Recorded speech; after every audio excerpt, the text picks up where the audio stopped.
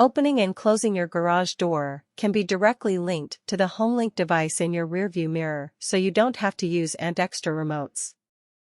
Aim the garage door remote control towards the HomeLink button to be programmed and hold it approximately 1 to 3 inches from the button. Do not obstruct the indicator lamp on Hmelink.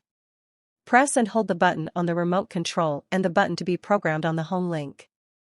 Do not release the buttons until the indicator lamp has switched from flashing slowly, approximately once per second, to flashing quickly, approximately 10 times per second, or illumination with a constant glow. If the indicator lamp illuminates with a constant glow, programming is completed.